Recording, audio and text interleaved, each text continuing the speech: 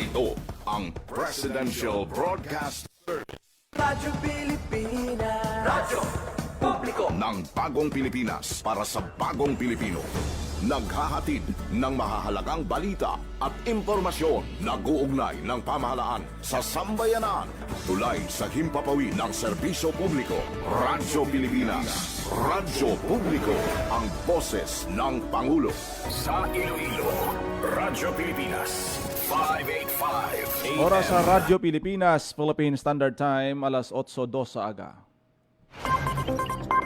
Nagapanguna nga balita sa syudad, sa mga banwa, sa probinsya sa Iloilo, kagkaingon nga mga probinsya. Mga pananawon sa likod sang mga balita. Inyo mabatian sa Radyo Pilipinas Iloilo News. Mga balita nga magasugata sa inyo nga aga. Ginbantayan, ginsunod, gintipon sang Radyo Pilipinas Iloilo News Team. Gikan sa hulot balitaan. Diretso sa inyong palamatian. Yarian! Radyo Pilipinas Iloilo News!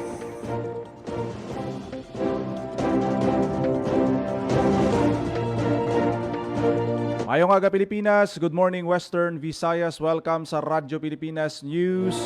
Subong adlaw sang Webes, Abril 28 na kita o kon adlaw sa Martes, Abril 28 tuig 2026.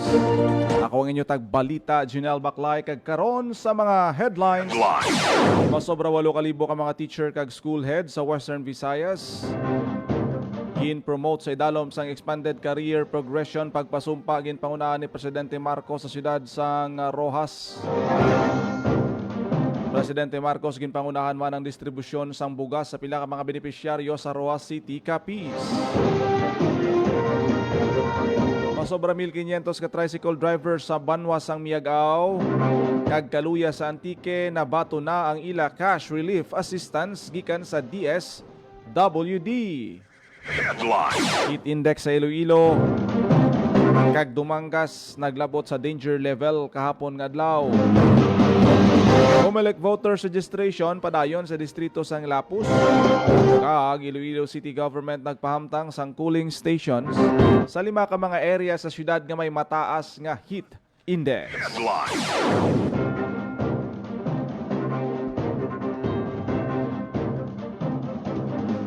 Oras sa Radyo Pilipinas, Philippine Standard Time, alas 8:04 sa aga kag karon sa detalye sa aton mga balita lokal. Radyo Pilipinas News. Masobra 8,000 ka mga manunudlo kag school head sa Western Visayas gin-promote sa idalom sang expanded career progression. Pagpasumpa gin pangunahan ni Presidente Marcos kag Deputy Secretary Angara sa siyudad sang Rojas. Radyo Pilipinas. Radyo Pilipinas. Sa balita ni Marian Grace Erenieta. Pangunahan ni Presidente Ferdinand R. Marcos Jr. ang mass oath-taking sa mga manunudlo kag school head sa Western Visayas nga gin-promote sa idalom sa Expanded Career Progression o kon ECP program kag ang rice distribution sa probinsya sang Capiz nga Lunes, Abril 27. Sadig sa datos ng Department of Education, may 8,566 ka mga teacher kag school head gikan sa 8 ka schools division office sa rehiyon ang mag-take out subong nga Lunes. Sa masobra 8,500 nga aprobado nga Notice of Organization, Staffing and Compensation Action o NOSCA, masobra sa 2,400 ang gikan sa SDO Aklan, masobra 100 sa Antique, masobra sa 2,100 sa Capiz, masobra 400 sa Guimaras, masobra 2,000 sa Iloilo, masobra 600 sa Iloilo City, masobra 200 sa Pasig City kag masobra sa 400 sa Rojas City. Sa idalom sang ECP sarang ma-promote ang teaching personnel sang DepEd sa sa merit kag competencies nga hindi na kinahanglan pa magulat sa bakante nga posisyon. Nagahatag man ang programa sang duha ka distinct career tracks, ang classroom teaching kag school administration nga makahatag sang professional growth. Sa idalom man sang ECP ginuman ang mga bago nga posisyon lakip ang teacher 4 to 7, master teacher 5 to 6 kag ang school principal 5. Hiwaton ang mass oath-taking sa Villaliza Araneta Marcos, DepEd Secretary Sani Angara, Capiz Governor Ferdinand Castro, kag Rojas City Mayor Ronnie Dadivas. Para sa Bagong Pilipinas, Marian Grace Erenieta, Radyo Pilipinas, Radyo Publiko. Radyo Pilipinas. Radyo Pilipinas News.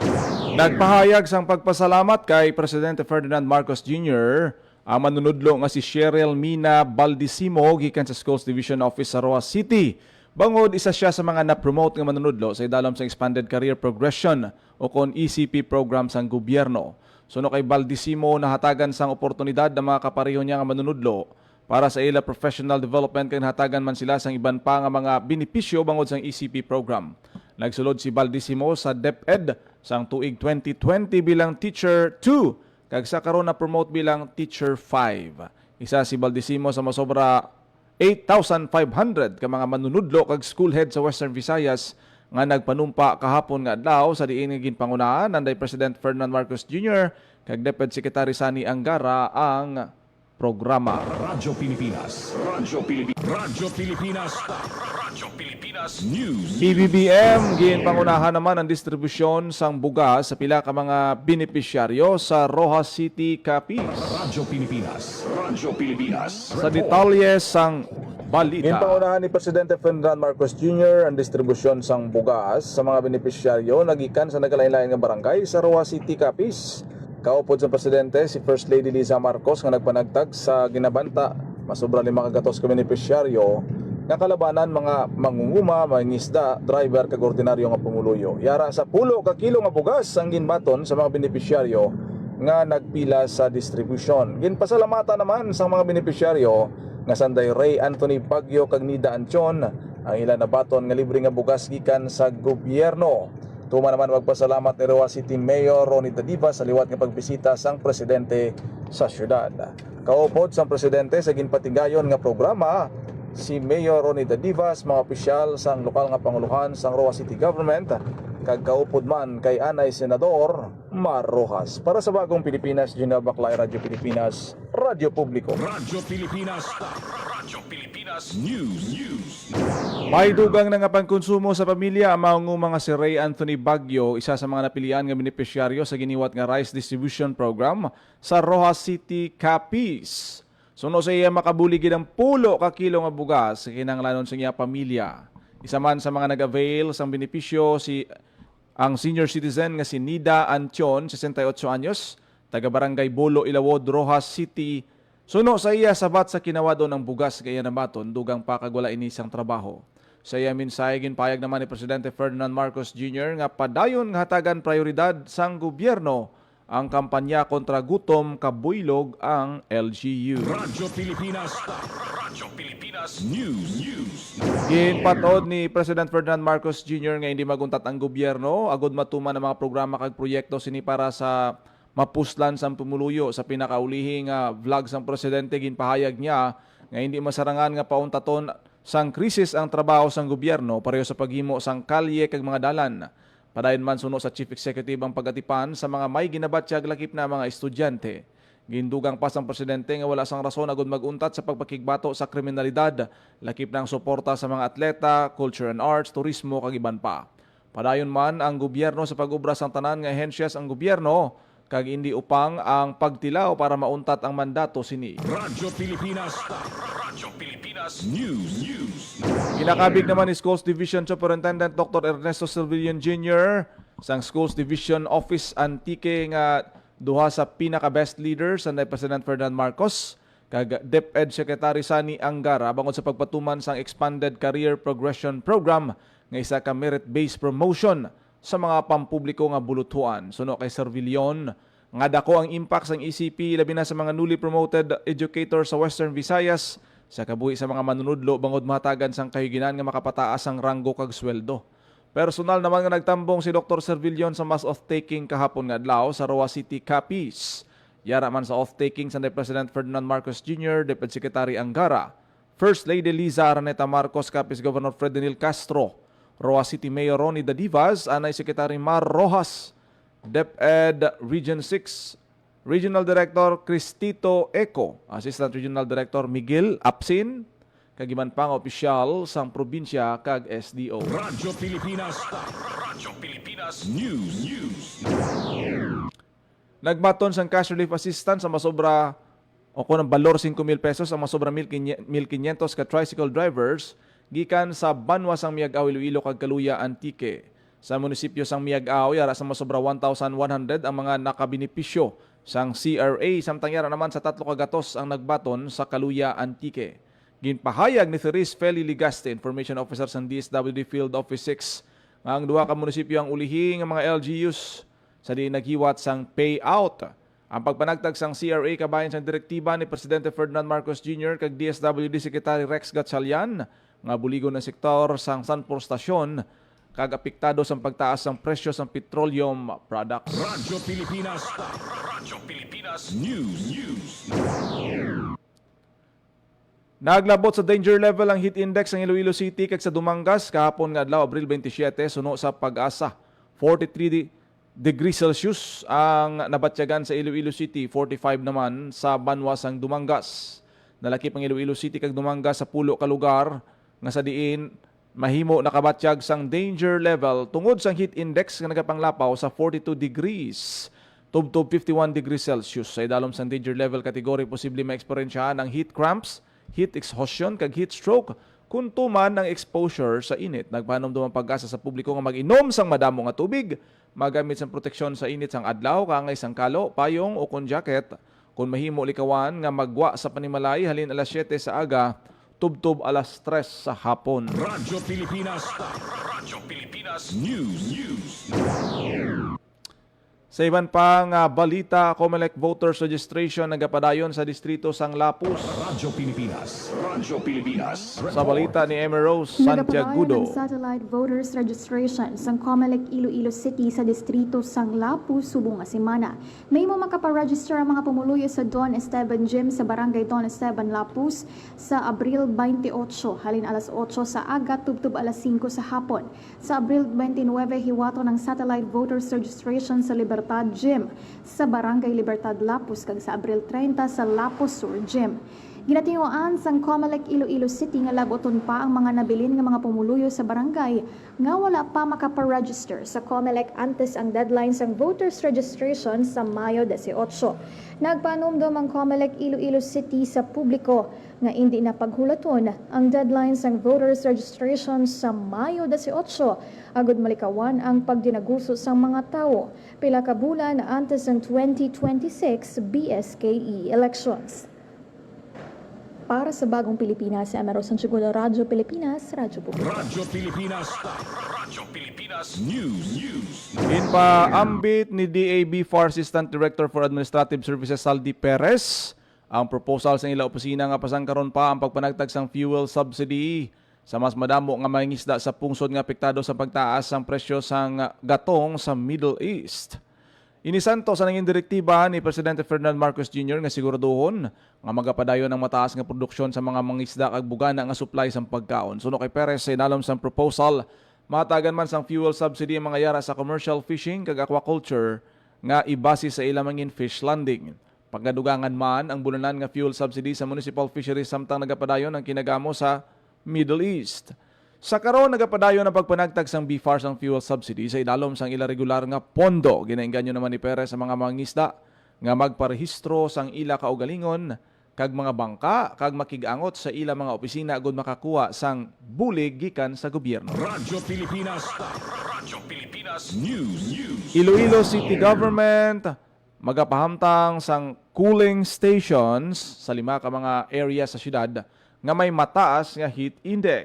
Radyo Pilipinas. Radyo Pilipinas. Report. Sa balita ni Emerose Santiagudo. Inahandaan na sang Iloilo City Government ang pagpahamtang sang cooling stations sa pila ka area sa syudad sa tunga sang mataas nga heat index. Sa interview sang Radyo Pilipinas Iloilo kay Energy Conservation Officer kag General Services Office Head Engineer Neil Ravena, iya ginpahayag nga padayon ang ilang nga pag-identify sang mga areas nga naka-record sang mataas nga heat index sa syudad agud pahamtangan sang cooling stations. Lakip sa ila inisyal nga lugar nga na-identify nga pahamtangan sang cooling stations amo ang Diversion Road, Plazoleta Gay, General Luna Street kag Plaza Libertad.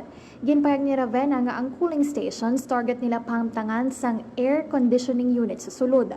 Dugang niya plano man nila nga pahamtangan ini sang refreshments area agud may ara ini sang libre nga tubig para sa mga luyag mag-inom. Iya man nga ginasuhestyon nga dapat may personnel gikan sa DSWD kag CHO agud mag-assist sa mga senior citizens kag persons with disabilities kag kun kinahanglanon may makuha sang ilang nga blood pressure. Target nila nga matukod ang cooling station sa labing madali nga panahon bilang sabat sa nagataas nga heat index sa syudad. Sa karon gina-finalize pa sang lokal nga panguluhan kung ano nga infrastructure ang itukod kag kung ano pa ang kinahanglanon nga logistics. Para sa Bagong Pilipinas, Emerson Sacudo, Radyo Pilipinas, Radyo Publiko. Radyo Pilipinas. Radyo Pilipinas News. Nakabaton sa 10 ka electric patrol vehicle sa Bacolod City Police Office gikan sa lokal nga panguluhan sa Bacolod City. Ang turnover sa mga salakyan ginpangunahan nanday Mayor Greg Gasataya, PRO NIR Director Thomas Ibay, kag BCPO Director Eugene Ribadomia. Suno sa PRO NIR, mga patrol vehicles na nagakinanglan sang gatong ang napektuhan sa pagsaka sang presyo sang petroleum products, mangod 24/7 ang pagpatrolya sang kapulisan. Sa pagabot sang electric patrol vehicles, mas pasangkaron pa sang BCPO ang police visibility, agud matap na ang krimen sa Bacolod City. Makabulig man ang electric patrol vehicles, agud madasig marespondihan ang kinahanglan sa mga pumuluyo labi na kung emerhensya o kung may krimen sa lugar. Bugos sa magpasalamat sang PRO NIR sa nabaton nga salakyan halin sa Bacolod City Government. Radyo Pilipinas. Radyo Pilipinas News. Ginatos ka mga barangay officials kag nutrition champion sa 5 ka distrito sa probinsya sang Iloilo nagtambong sa second punong Barangay Nutrition Congress sa siyudad sang Iloilo sang Abril 28. Suno kay Iloilo Provincial Health Officer Dr. Maria Socorro Quinyon, yara sa 1,200 ang magatambong sa kahiwatan. Pahayag sang Department Head katuyuan sang lihok nga matukod sang komunidad nga hindi lang progresibo kundi komunidad nga healthy, resilient kag empowered. Nagpasalamat naman si Quinyon sa mga nutrition champion sa mga kabarangayan sa ila suporta kag kooperasyon. Pahayag sini, hindi mangin madinalagon ang mga nutrition programs sang probinsya kung wala sang suporta sa mga punong barangay. Magluwas kay Quinyon araman ang presensya ni Provincial Administrator Dr. Raul Banyas kag DILG Regional Director Juan Jovian Inhinyero. Ang tema sang kahiwatan, subong amo ang good governance in action, strong barangay leadership for food security and nutrition for all towards more progress, Iloilo. Radyo Pilipinas. Radyo Pilipinas News. Ginpasidunggan sang Department of Energy ang More Electric Power Corporation kag Negros Electric and Power Corporation para sa oras nga full compliance sa critical nga mga reportorial requirements ang pagsunod sa distribution utilities sa DOE Department Circular. Ang gintumod nga rason nga ginpadunggan sila.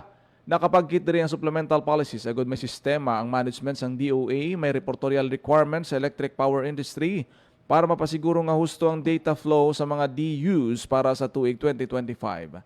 Ang mga plaque of appreciation sa ginpirmahan ni Undersecretary Rowena Cristina Guevara ginpresentar sa Energy Center sa Bonifacio Global City. Nagpatimaan gid lamang ini sang labing importante nga papel sang compliance sa tunga sang power demand gikan sa industrialisasyon, renewable energy kag climate risk.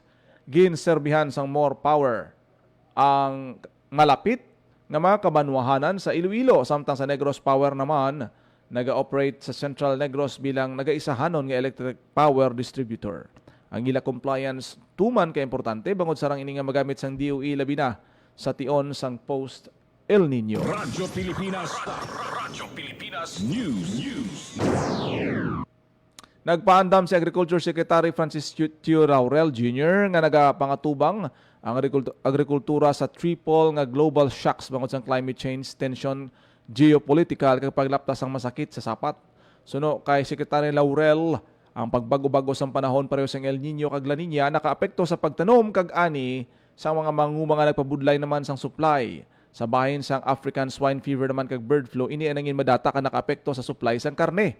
Dugang pa sini nga ang epekto sa pangkalibutan nga krisis pareho sang giyera sa Ukraine kag pandemya nakaapekto sa supply chain. Ginsiling ni Tio Laurel ang kinanglanon nga mas madasig ang aksyon sang gobyerno labi na sa pagpanubo sang gasto sa produksyon kag pagpasanyog sang infrastruktura kag logistic. Ginpasulabi man sini ang pangkalibutan nga kooperasyon pagi sa World Trade Organization agud mapadayon ang kabakod sang supply sang pagkaon. Radyo Pilipinas. Radyo Pilipinas News.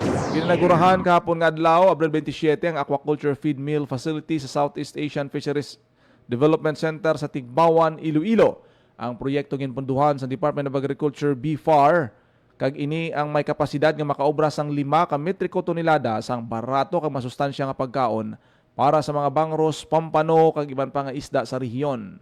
Target sang proyekto nga mabuligan ang ginabanta 6,240 ka mga mangisda sa bugos nga rehiyon kada tuig. Radyo Pilipinas News.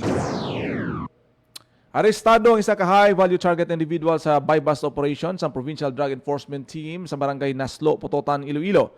Ginkilalang sospek kay alias Negro, 33 anyos, taga Sitio News Site, Barangay Naslo, Putotan.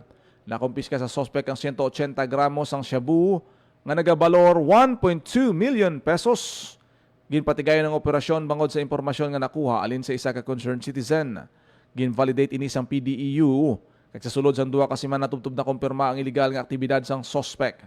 Sa impormasyon sang otoridad, ang supply nagagikan sa Iloilo City kag ginabaligya sa banwa sang Pototan sa mga kaiping nga mga lugar. Sa karon yara na sa kustodiya sang Pototan Municipal Police Station ang sospetsado nga nagapangatubang sang paglapas sa RA 9165. Ginpasidunggan naman ni Iloilo Police Provincial Director Police Colonel Bayani Razalan ang PDEU bangod sa madinalagon nga operasyon. Radyo Pilipinas. Oras sa Radyo Pilipinas, Philippine Standard Time, alas 8:23 sa aga. Radyo Pilipinas. Hagin nyo nabatihan ang detalye sa mga nagapanguna nga balita sa pagpangalagad sang Radyo Pilipinas News subong adlaw sang Martes, Abril 28 na kita tuig 2026. Sa dugang pa nga mga balita kag impormasyon, please share, follow kag like lang sa aton Facebook page, Radyo Pilipinas Iloilo kag Radyo Pilipinas Community Group. Good morning gid sa aton nga mga FB Live viewers. Salamat gid sa inyo sini nga pag-upod kag pagpamati. Kita karon sa Iloilo Morning Program. Kung nagid lamang inyo lagad ang inyo tagbalita, Janelle Baclay, mayong aga Pilipinas. God bless Iloilo. Ang inyong tulay sa himpapawid ng serbisyo publiko. Ang Presidential Broadcast Service, Radyo Pilipinas, Radyo Publiko. Radyo Pilipinas. Radyo Publiko. Kinilala ng pang-international at prestigyosong Asia Pacific Broadcasting Plus Awards 2025 para sa kategorya ng Government Streaming. Ito ay dahil sa epektibo nitong pagsasanib ng mga tradisyonal na media tulad ng telebisyon, radyo at print para masabayan ang mabilis na pag-inog ng mundo ng digital at social media tungo sa mas epektibong paghahatid ng mahahalaga at napapanahong mga impormasyon sa mamamayang Pilipino.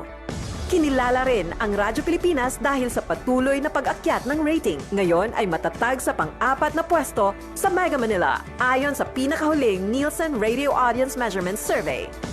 At sa social media, nakamit ang mahigit 2,000% pagtaas ng bilang ng mga sumusubaybay sa Radyo Pilipinas page sa unang bahagi ng 2025. Patunay ito na ang inyong Radyo Pilipinas, Radyo Publiko ay tunay na kaagapay ng inyong pamahalaan sa paghahatid ng serbisyo sa mga mamamayang Pilipino. Mula sa aming lahat, sa ngalan ng inyong pamunuan at mga kawani ng Presidential Broadcast Service, kasama ang inyong mga himpilan ng Radyo Pilipinas sa buong kapuluan.